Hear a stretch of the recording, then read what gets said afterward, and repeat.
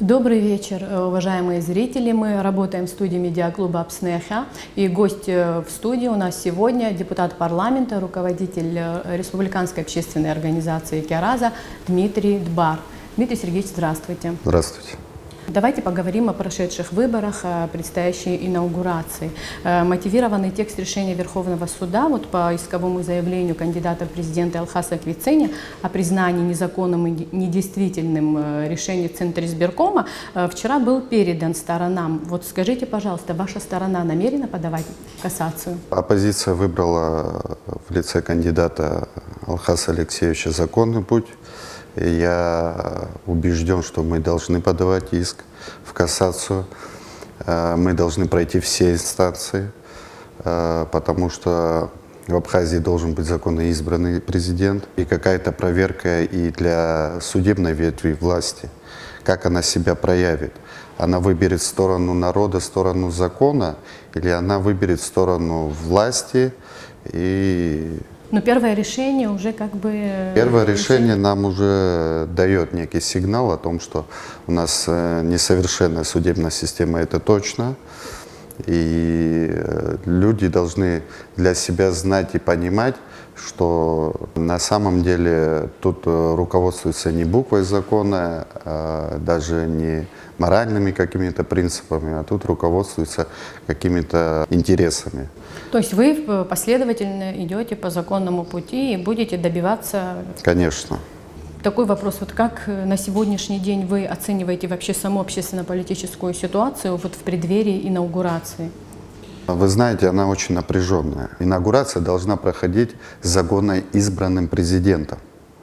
Для нас это очевидно, то, что это незаконно избранный президент, и то, что во время инаугурации, во-первых, будет оппозиционный съезд, там будет высказано наше мнение по этому поводу, и мы намерены до конца добиваться отмены незаконного решения ЦИКа и суда первой инстанции. То есть я так поняла, что ваши единомышленники по парламенту, вы не будете принимать участие в церемонии инаугурации? Нет. И еще скажите, пожалуйста, как известно, отбрасывая все юридические формальности за объявленного победителя президентской кампании Хаджимба, избирателей проголосовало меньше тех, кто голосовал не за его избрание. Власть использовала, понятное дело, административный ресурс и тем самым фактически погрузила нашу страну в кризис. Как вы видите свою деятельность в дальнейшем как руководитель тоже оппозиционной организации «Киараза» и вообще просто гражданина страны? В первую очередь мы должны отстаивать права тех людей, которые в нас верят, которые нам отдали свои голоса. Оппозиционная деятельность наша не заканчивается. Мы будем идти вперед, будем добиваться правового и справедливого решения.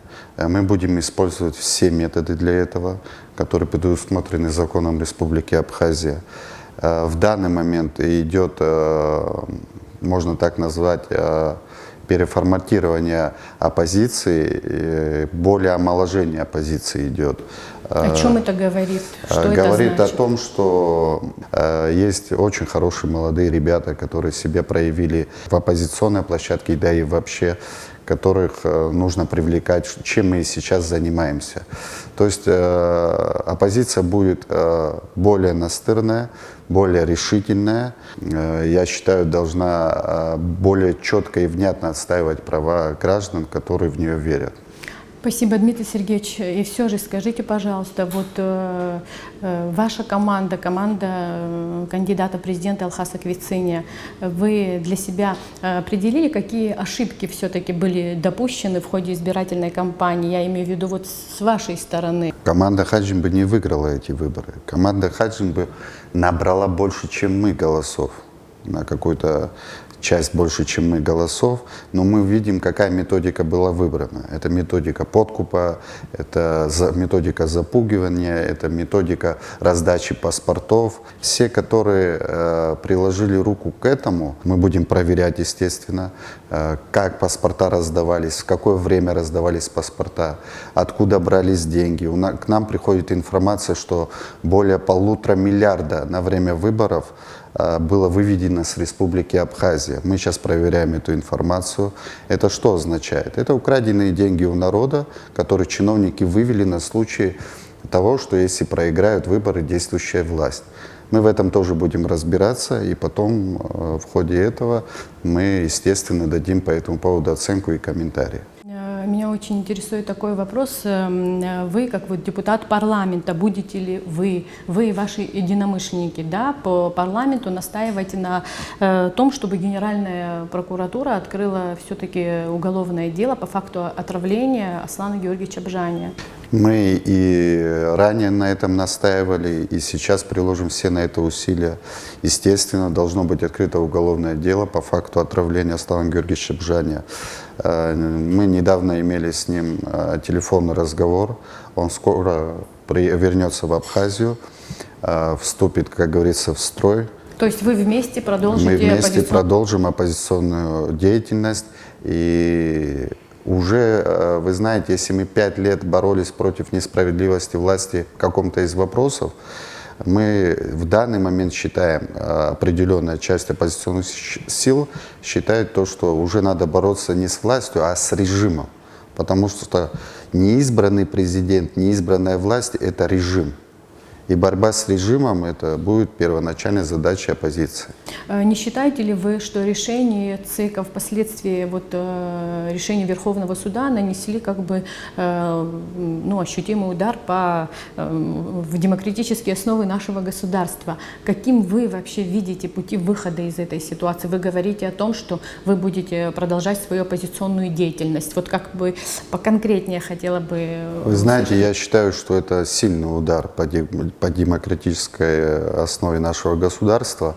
Я в первом интервью своем после выборов сказал, что на нас смотрит сейчас весь мир. Насколько мы демократичны? Вот выборы показывают, что мы не это демократическое государство, это пока иллюзия, это пока только на бумаге, к сожалению. Есть буква закона, есть закон, по которому надо идти и действовать. Для чего мы принимаем законы? Мы же их не принимаем для отдельных случаев закона, мы принимаем для того, чтобы народ жил по этим законам, и мы в первую очередь тоже. И поэтому буква закона гласит четко там: кандидат, не набравший от общего числа, то есть большинство не отдало голосов ни Алхасу Алексеевичу, ни Раулю Джунковичу. Это понятно. Мы недавно справляли праздник День Победы. Это как и праздник, так и День скорби по погибшим нашим ребятам. Они воевали за независимость Абхазии, за демократическую Абхазию, а не за то, что мы не можем там поделить какое-то кресло между какими-то лицами. Нет. Мы должны строить государство, правовое государство. А сейчас мы что делаем? Мы ссылаемся только на меркантильный интерес. Вот что происходит сейчас в Абхазии. Это губительный прецедент для самого абхазского государства. Эти годы-то быстро пройдут, но потом-то нас призовут к ответу, кто был неправ, рано или поздно. Основная масса населения не поверила в кандидатов. Я такой вывод сделал, исходя из выборов. То есть ни тому и ни другому кандидату не поверила. И сейчас мы должны забыть, как говорится, все разногласия, сесть за стол переговоров и для себя решить, мы хотим строить демократическое государство или нет. Если мы хотим его строить, то мы должны как бы пожертвовать чем-то и все-таки провести повторные выборы президента. Даже с участием того же одного кандидата, если как бы того потребуется. Я лично готов на это пойти. Что бы вы хотели сказать избирателям, отдавшим свой голос на президентских выборах за вас и вообще за всех тех, кто принял участие в голосовании? Я хотел бы в первую очередь их поблагодарить за то, что они оказали нам доверие. Я хочу их уверить в том, что мы будем и в дальнейшем отстаивать их права и интересы. Ни у кого из нас руки не опустились. Просто сейчас идет новые процессы формирования. Мы увидели свои ошибки в нашей работе, и оппозиционной, и предвыборной работе. Мы сейчас в данный момент их исправляем, а потом мы представим свои дальнейшие действия и планы в новом формате. У нас все четко расписано, и мы будем идти по этому пути. Дмитрий Сергеевич, спасибо большое за интервью. Всего вам доброго.